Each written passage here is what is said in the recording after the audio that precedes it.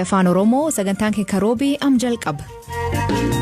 Sagantaa keenya har'aa keessatti taphataan kubbaa miilaa beekamaan Arjentiinaa Diego Maradoonaan lubbuu dhabe.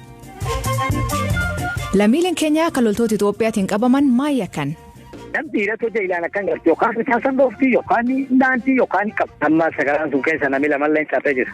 Namni lam tokko gurmuu cabee tokko harkaa cabe. Oolmaa dhaddachaa dhimma Dr. Hussein Kaadirirraa abukaatoo isa dubbifne. Haa ta'u malee manni murtii gocha armaan dura turee fi kan waan isaan dalagaa ture dhugateen booda sababni adda dhiyeessan kun fudhatama hin qabu. Kanaafuu nama kana oduu gaggabaaboo addunyaallee isan beesimnaa. Maqaan kee Asli Galgalooti nu waliin tura.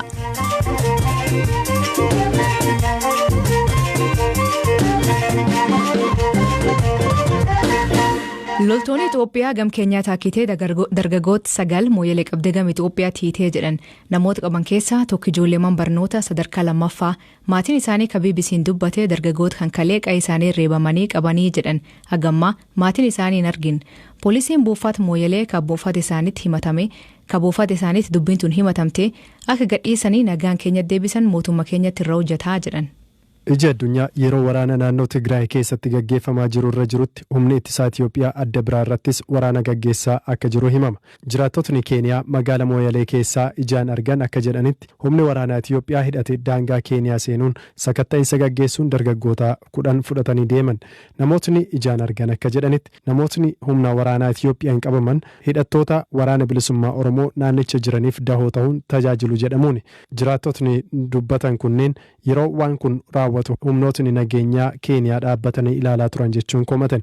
Jiraatan magaalaa Mooyalee bakka Soomaree jedhamtu BBC'n dubbise Hussein Boruu waan argee jedhu akkanaan hima.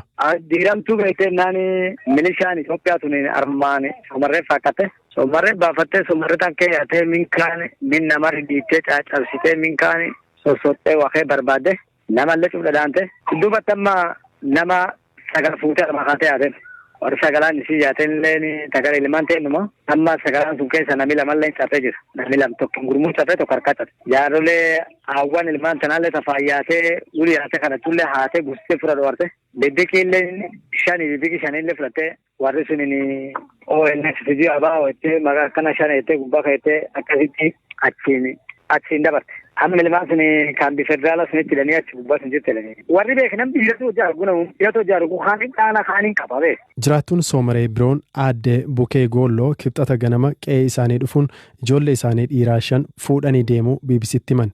Haga ammaas akka hin argine himan. Ijoolleen barbaaduma harumteen du'atiin akkana jaajjitu kan hordurti dhufanii qaqqabanii nu daawwatan waa odeessitanii bicha nu dhaatanii kormiitiin keenya dabarsitanii armsiisanii dhaantee mucaallee qabdee ijoolleen namshanii qabdee yaatanii nallee nani dhiqee badee ijoolleen dhaabsiftu numaan jedhanii darbitee lafa jedhu. Ijoollee guutaa yaatanii akkasiin ijoollee qabdeeni akkas waliin agarreeqee kalee gulii dandeenye jibbaannee gamman garre. Gikalee wanni nuun jedhan dibiin hin jirtu sirkaal keenyaatiin wal dubbannaa nuun jedhani. Ajajaa olaanaan poolisii magaalaa Mooyyalee Keep Kuulee Komboy dhimma kana mootummaa Itoophiyaa waliin dubbachuun akka hordofaa jiran himan. Dhimmi kun buufata poolisii keenyatti himatameera. Akkaataa namooti kunneen hidhaman hordofaa jirra. Qondaaltonni quunnamtii keenyaa waan uumame mootummaa Itoophiyaa wajjin akka dubbatan gaafanneerra. Yoo kan hidhaman ta'anii karaa nagaan gara keenyaatti akka deebisan gaafanna. Daangaan Keeniyaa fi Itoophiyaa bal'aadha. Yeroo tokko poolisiin Itoophiyaa gama dhiha Mooyaaleetiin akka seenu odeeffannoo argachaa jirra. Garuu raayyaa ittisa biyyaa Keeniyaa hayyama gaafachuu qabu ture. Gama mootummaa Itoophiyaan dhimma kana irratti wanti jedhame hin jiru. Humni waraanaa Itoophiyaa kibbaa fi lixa Itoophiyaatti humna waraana bilisummaa Oromoo hidhatee bosonaa jiru irratti opereeshinii gaggeessaa akka jiru himaa ture. Torbanoota darban keessas naannoo daangaa Itoophiyaa fi Keeniyaatti dhukaasa guddaan akka dhaga'amaa ture ni himama. Waraanni bilisummaa Oromoo hidhatee socho'u erga abaa'uun gara biyyaatti deebi'uun gara qabsoo nagaatti deebi'ee irraa cabuun qabsoo hidhannoo itti fufee kan jirudha. Mootummaan hidhattoota kanneen abaa'oo shanee jechuun waama.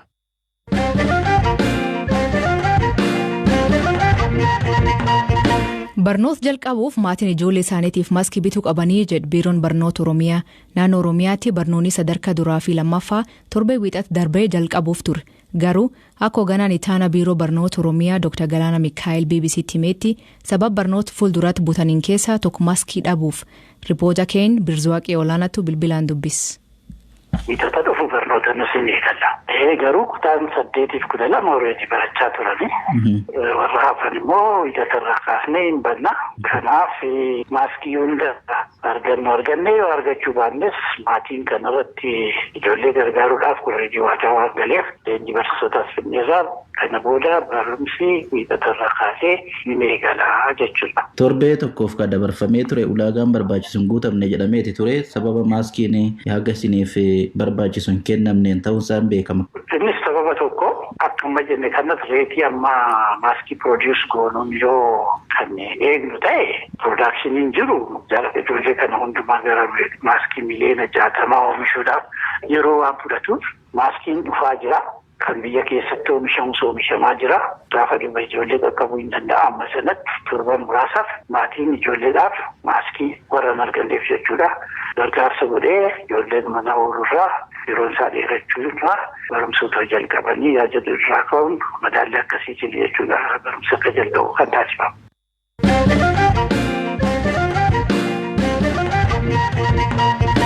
Mani murtii aanaa magaalaa Lagaxaafoo Lagadaadhii Yuunivarsiitii Finfinneetti Kooleejii Barnoota fi Qorannoo Amala Kataan Dr. Hussein Kaadir waabii birrii 10,000 akka gadhiifamu ajaj. Akka bukatoonni jedhanitti kun yeroo lammaffaa kan mirgi waabii isaaf eeyyamamu. Kanaan dura mana murtii aanaa Agarfaa Dr. Hussein Kaadir waabii birrii 10,000 akka gadhiifaman ajaje garuu osoo gad hin dhiifamin hafuun isaa ni yaadatama. Ripoota keen magaal Finfinnee irraa Habtaamuu Xibabuu bukatoo isaa Kaadir Bulloo dubbis. Manni murtii poolisiin akkuma baratame yeroo dabalataan nu kennaa jette haa ta'u malee manni murtii gocha armaan dura turee fi kan waan isaan dalagaa ture dhugateen booda sababni adda dhiyeessan kun fudhataman qabu. Kanaafuu nama kana mana hidhaa akka turu godhuufi manni murtii hin ajajuu jedhee qarshii 10,000 akka bahu kan ajaje yoo ta'u akkaatuma kanaan qarshii kanallee ammaan tana kunoo kafallee ajaja fudhannee bahaa jirra poolisii geessuuf kanatu jira. Poolisiin keessattuu gareen qorannoo bobba'eera bu'aa qorannoo isaa hin dhiyeessinaa kanaaf yeroo nuuf haa kennamu jedhanii turan beellama darbe irratti isarratti waan jedhan qabu. Isaan ammallee sababa wal fakkaatu dhiyeessanii garuu manni murtii ka jedhu nama ka qorachuu namni martinuu gahee ofii qaba. Kanaafuu akkaataa amma jiru kanatti sababni armaan dura torbaan darbe dhiyaatee ture kan biraati amma ka dhiyeessan kan biraati. Kun ammoo mana murtii bira fudhataman qabu jedhee sababni nama kana jecha manni murtii kan jedhe maaliif sababni isa hiisisu hin jiru. Maaliif dhimma amma jettan kana insaarraa bakka irraa ragaa dhiyeessina ka jettan kun isa dhiyeessuu fi dirqama namni kun hidhamuu qabu. Kanaafuu sababni dhiyeessitaniif fudhataman qabu. Galmeen keessanillee namni kun waan amma jettan kana wanti muddisu waan hin jirreef mirga wabii kana eenneefi jirra jedhee amma ajaja kenna. Kanaan dura poolisoonni godinaalerraa odeeffannoo yookaan ragaalee walitti qabnedhanii turanii amma immoo insaafaarraa jedhan jechuudha. Yaasan jijjiiranii kun ammoo fudhataman qabu jedhee manni murtii. Gama biraatiin Dr. Huseenoo waan dubbatan qabu. Dr. jedhee jira.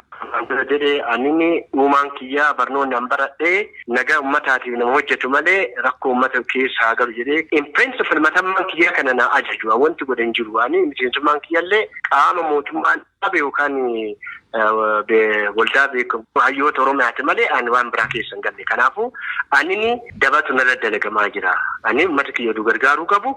Waan dalanne yakkan dalanneen mirga keessa dhabama waan jiru manni murtii mirga kiyya akka naa eegu jedhee hin gaafate manni murtii akkaatama kanaan ajaja amma duratti siibse kana jedhe. Mee poolisoonni guyyaa meeqa gaafatanii turanii sinoo sinoo wanti dubbatan jira abukaatoowwan. Actually akka jarraa ka dhagee turaana kuni manni murtii poolisiin ajajni nama gaafiin gaafatamu kuni gaafiin tokko ka dhiyaatu sababa gahaa qabaachuu qaba.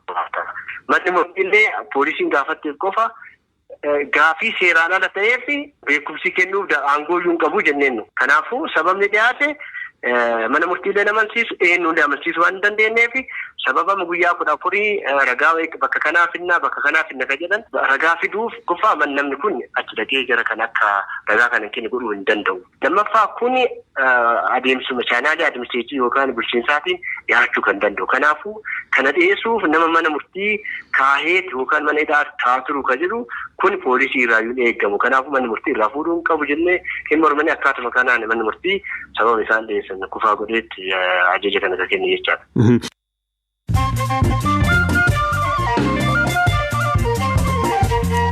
Taphataan kubbaa miilaa gameessii Diego Maradoonaan lubbuu dhabe. Gootaan Arjentiinaa kun dhukkuboonneetiin waggaa 60 mana isaa boqote. Maradoonaan taphata kubbaa miilaa cimaa addunyaa keessaa.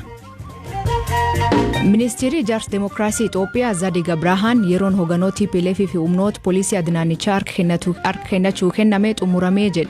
Ministeerri Muummee Abiy Ahmad guyyaa wiixataa humnoota kunneen sa'aatii 72 kennee ture. Oduu walfakkaatuun Ministeerri Muummee Abiy Ahmad waldhab mootummaaf hoggantoota TPLF jidduu deemaa jirirraatti jidduu seentummaa qaamalaa hin simannuu jedhan. Ibsi kun eegiyyoowwan dabalatee dhaabbileen addunyaa garaagaraa lolii akka dhaabbatuu fi waldhab jiru mariin akka nagaan furamuu gaafate. Koomishiniin olaanaa dhaabbata mootummaa gamtoomanii Filiippo Giraandiin hojii dhabiis weerarii kooronaavaayirasii dhufeeniif dubartooti hedduun namoota isaan miidhbira socho'uu dadhabanii jedhee akeekachiise. Jechi kun guyyaa addunyaan miidha dubartoota dhabamsiisuuf ayyaaneffattu dhufe. Keenya keessaa namoota miliyoon 2tti iyyuma kee jiraa jedhe ibsi bankii addunyaa. Namooti miliyoon 2 kun jidduu 3tiif 6 waggaa kan iyyuma jalgalee jedhan. Hojii dhabiinsi keenya keessaa harka 5 aga harka 20 ol koree jedhe bankiin addunyaa. Ruwaandaatti hoogganaan garee tisa nageenya mootummaa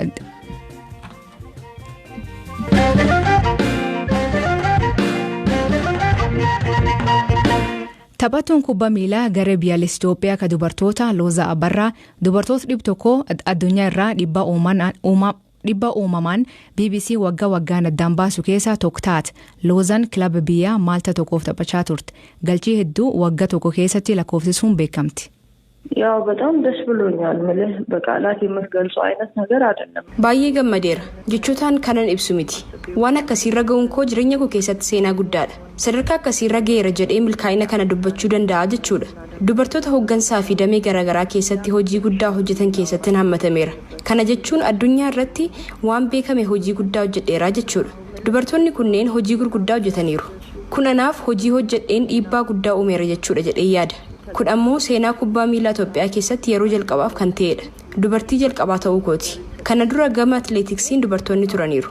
Ani kubbaa miilaa keessaa kan jalqabaa ta'uu kootiin gammachuu koo dachaa godheera. ደግሞ እኔ ስለሆንኩኝ እጅግ በጣም ደስታውን ደግሞ ጥፍ Loozan ammaa kilaba baankii daldala Itoophiyaaf mallatteessitee jirti. Maaliif gar kilaba gurguddoo Awurooppaa gadhiiftee gam biyyaatti deebitee BBC'tti himti. የተሻለ ነገር ይዞ ከመጣ ከባንኩ ጋር በስምምነት Isaan waliin waliigaltee qaban ture.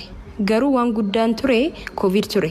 Galii kilabootaa waan miidheef gatiin isaan dhiyeessaa turanis hagas mareen turre. Kanarra kan caalu yoo dhufe akkan deemuu danda'u waliigaltee qabna.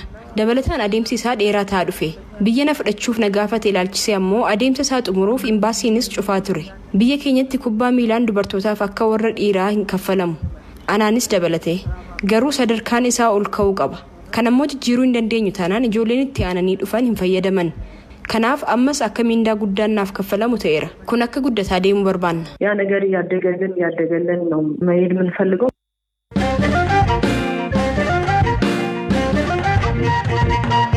Magaal Maayikaadiraa foolireefa hamaa guutamee jedhee miseensi qorannoo Koomishinii Mirga Namoota Itoophiyaa ajjecha Magaal Maayikaadiraatiin lubbuut namoota 600 caalutti bahee jedhee Koomishinii Mirga Namooma qorannoo duraan gaggeessifoomsee ture. Qorata Magaal Maayikaadiraatti ergan keessa tokko aadde Haayimanoot Ashenaa fi haalli magaalicha keessatti argan haal suukaneessaa ta'uu BBC'tti hime.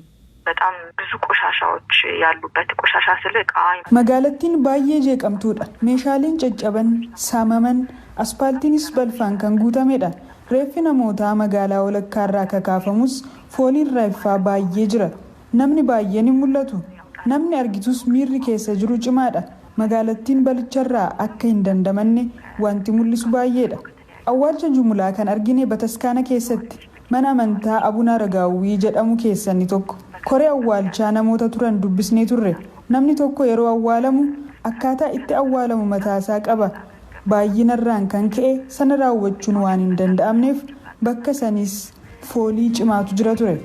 አካባቢው በጣም የሚረብሽ ጠረን ነበረው። Dhaggeeffattoota keenya sagantaan keenya qibxaata aganumaa waan waliin turtaniif galatooma isiniin jedha. Oduutiin dabalataa BBC News Afaan Oromoo irraa laalladha. BBC Afaan Oromoo irraa laalladha. Nu hordofaa nu waliin jiraadha. Oraa bulaa deebana hangafamaan dhambula maqaan kiyyin Asli Galgalooti naga waqa kee bula.